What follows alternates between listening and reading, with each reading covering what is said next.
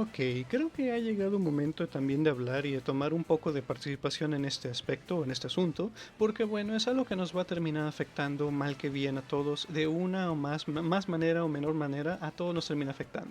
Así que pues bueno, decidí hacer un pequeño video acerca de este tema y para los que han leído el título o los que vieron miniatura, pues bueno, ya se imaginarán de qué se trata todo esto. Pero sí, resulta que en México vamos a tener un pequeño impuesto, va a haber un impuesto a videojuegos violentos. Y decimos, ok, ¿esto es el final de los videojuegos? Claro que no, o sea, es una situación más que simplemente se utiliza como para poder decir que estamos haciendo algo o que alguien está haciendo algo con los videojuegos, o bueno, en este caso, con la violencia, porque resulta que este impuesto tiene de fondo reducir la violencia en México, de alguna manera, por los videojuegos.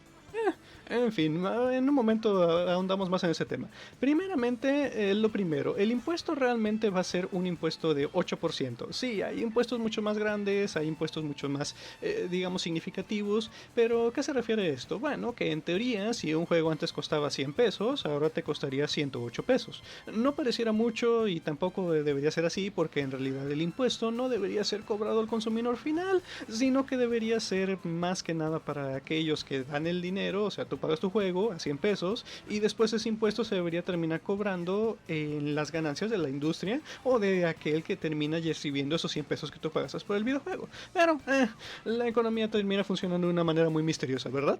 En fin, digo, por el momento, como dije, son 8% de los videojuegos, realmente hay impuestos mucho más grandes, pero el problema es el fondo del por qué este impuesto. Como dije al inicio, el problema de esto es que en realidad el impuesto está, pues lo terminaron poniendo por un estudio del 2012, que no es un estudio reciente, y un estudio del 2012 que en realidad señala que los videojuegos son origen de la violencia, cuando no tenemos nada que ver realmente con eso.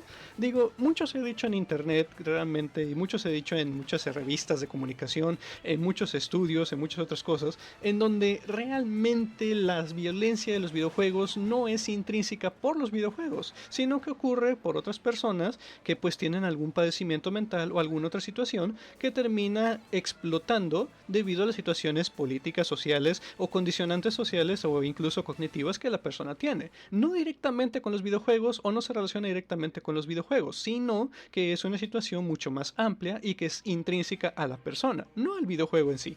Pero ya saben, los videojuegos son el chivo expiatorio completo y divertido y más usado. La mayoría de los políticos o situaciones políticas y sociales que quieres utilizar para poder ganar un poco de votos. Aunque bueno, en este caso sí es una situación que quizás deberíamos analizar más a fondo. ¿Y a qué me refiero con analizar más a fondo? Me refiero a otros estudios. Por ejemplo, tenemos un estudio que fue directamente del 21 de agosto de 2024, presentado por Infoave, que precisamente hace la pregunta: ¿los videojuegos pueden mejorar el bienestar mental? Claro que sí, la clave es no exceder el tiempo según un estudio.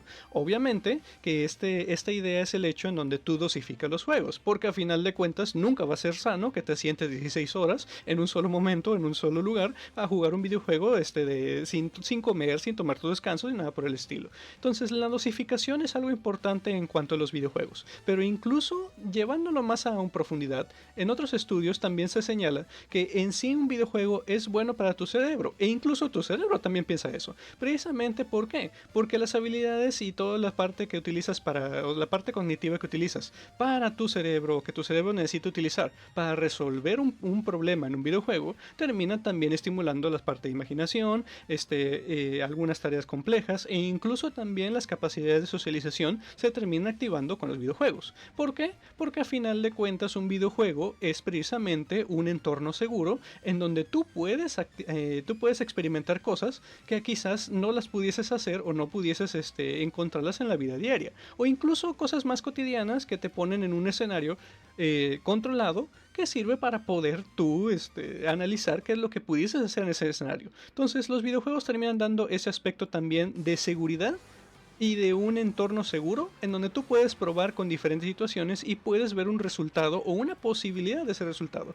Ahora, como dije más, ahondando más en este tema, que este estudio es de diciembre de 2024, tenemos otros estudios que también señalan que precisamente los videojuegos terminan ayudando o no terminan haciendo daño. Al contrario, terminan terminan haciendo una mejora en tu cerebro. Eso es lo curioso de todo este sentido. No es que los videojuegos terminen echándote a perder el cerebro, no, al contrario, terminan mejorando las capacidades cognitivas o tienen un beneficio significativo cognitivo.